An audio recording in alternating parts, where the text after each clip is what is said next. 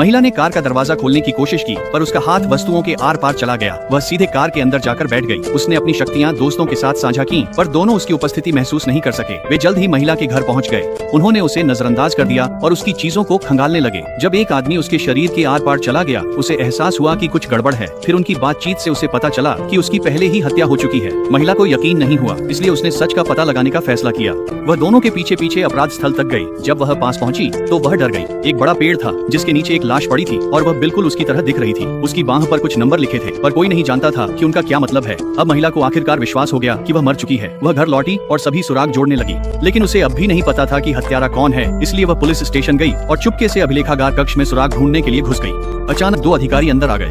महिला तुरंत जड़ हो गई। सौभाग्य से उन्होंने कुछ भी नोटिस नहीं किया। उन्हें बस लगा कि फाइलें बाहर छूट गई हैं। सिर्फ एक महिला जासूस ही उसके मामले की परवाह कर रही थी। वह घटनास्थल से मिले सबूतों की जांच कर रही थी। अचानक महिला ने देखा कि अपने दोस्तों के साथ एक ग्रुप फोटो में हत्या का हथियार साफ दिखाई दे रहा था। तो वह अपनी दोस्त के घर गई और गुस्से में उससे सवाल करने लगी, लेकिन उसकी दोस्त उसे सुन नहीं सकती थी क्योंकि वह एक भूत थी। महिला बस जमीन पर एक कप तोड़ सकती थी और गुस्सा निकालने के लिए फिर से कप तोड़ दिया। दोस्त को लगा कि वह भ्रम देख रही है। फिर शोर सुनकर उसका भाई नीचे आ गया। दोस्त ने कहा कि वह महिला की मौत से बहुत दुखी है क्योंकि वे 8 साल से दोस्त थीं। उसे इस हालत में देखकर महिला ने अब अपनी दोस्त पर शक नहीं किया, लेकिन तभी भाई ने कहा कि उसे औरतों से बहुत नफरत है। महिला थोड़ी हैरान हुई, इसलिए वह जिज्ञासावश भाई के कमरे में गई और देखा कि वह हिंसक वीडियो गेम खेल रहा था। महिला चौंक गई। उसने यह भी देखा कि वह अपराध से जुड़े फोरम देख रहा था, तो उसे तुरंत सच्चाई समझ आ गई कि असली हत्यारा वही है। अगले दिन पुलिस स्टेशन की मेज पर एक पैकेज दिखाई दिया। यह वही महिला थी जिसने सारे सबूत लाकर दिए थे। महिला अधिकारी ने अपने दस्ताने पहने और एक एक करके सबूत बाहर निकाले।